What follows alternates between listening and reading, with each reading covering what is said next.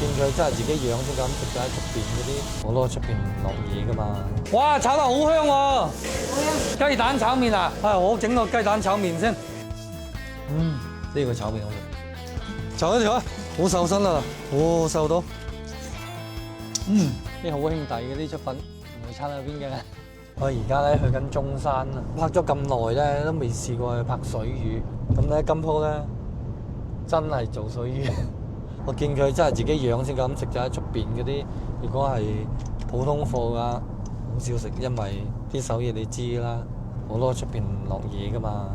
呢度咧仲有一個景區專門睇花，黃花風鈴木，漫山遍野，你睇咧。咁咧我哋今日咧就唔係嚟睇花嘅，專門過嚟揾嘢食嘅。你睇啲農莊寫晒喺度啦。呢度對面咧仲有草莓摘同埋番茄仔啊！一隻，你聽聽。春天啊，鳥語花香，萬物復甦，梗係要嚟食農莊啦。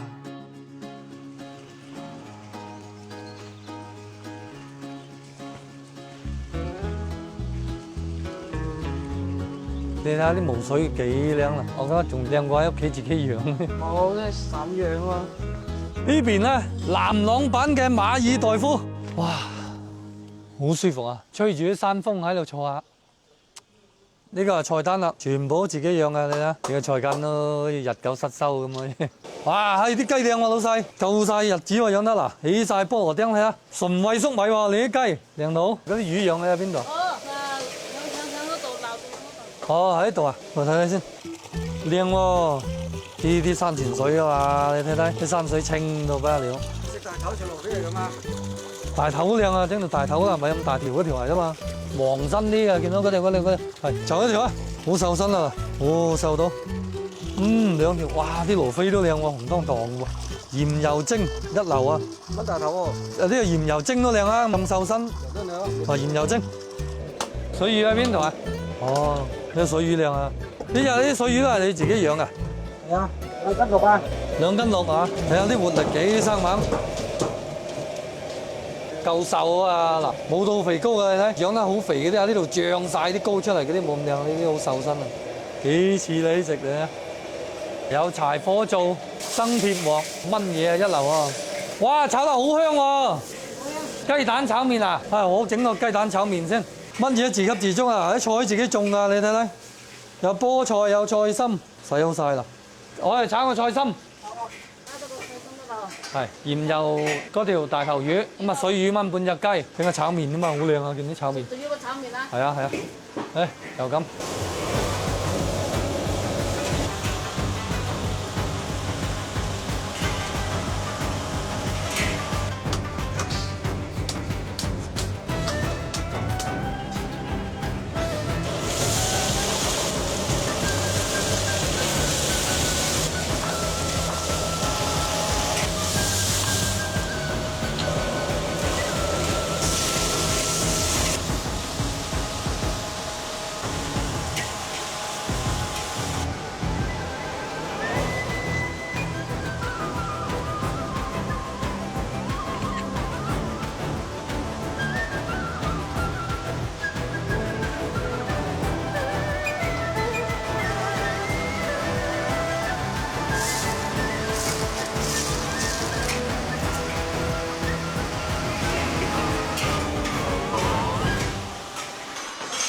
菜。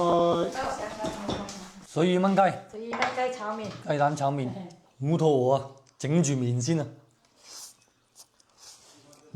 雖然而家攤凍咗啲啊，但係好食。佢一見到喺廚房炒俾人哋話，哇咁香嘅，爭點講？雞蛋炒麵上啲葱花，用啲生鐵鑊，用啲靚雞油炒，呢個好香啊！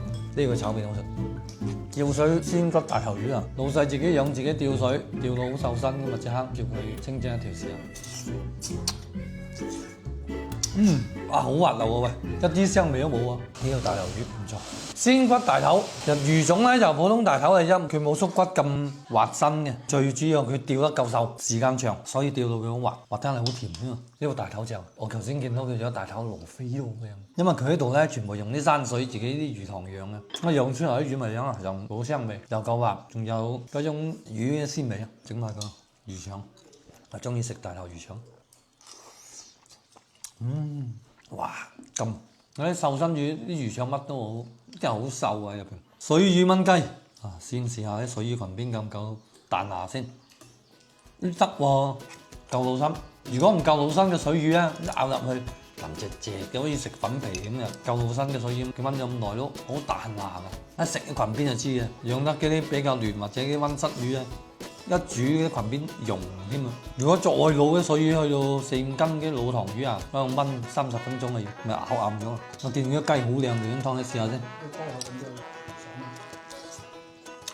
好夠爽喎！湯嘅時候都見到隻雞夠晒身㗎，起晒釘，而且係佢餵粟米為主嘅，所以咧啲膏啊啲皮都夠晒黃淨，放散養佢啲後邊有山頭走地雞，好爽炆啲水魚，哇好和味。所以咧，我覺得水魚咧同雞真係好搭㗎。但係我覺得有個問題有個缺點咧，就好似呢啲菜都有少少燶味，唔知係咪嗰隻鑊未洗乾淨？佢係炆雞用草果加咗一隻八角來炆嘅，啲雞比較肥，咁佢避起嗰啲炆雞啲油，跟住用嗰啲油嚟炒嗰啲麵、炒啲菜，所以佢就沾染咗有草果嘅香味啦，啲雞油感覺好似有少少燶味，其實唔係。咁證明我唔中意呢種味啦。我發覺好多農莊我哋一帶，應該整個合理15-16家啊！最開咗我整個合理。哦，最開咗你呢度啦。開咗下星期年出年又直接開啦。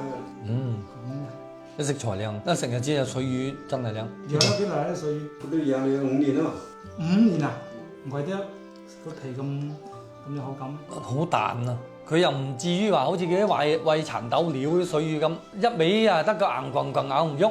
佢呢啲軟得嚟彈啊，有口感。自然養殖、生態養殖啊嘛，咁就係放佢遊得企咯，餵啲料餵魚仔咁咯。我哋叫做半大自然嘅養法，仿生態嘅養殖。呢間店咧就係成個廚師村入邊唯一一間唔係大廚出身嘅農莊，係啊！係啊，我哋冇做過廚嘅。佢條主打係靠食材，簡單做法，打邊爐啊、炆嘢啊、清蒸嘅啫，呢度係，但係真係好食。呢度整咗都有起碼10年8年㗎啦喎，見呢啲都。有啊，開張整到依家噶咯。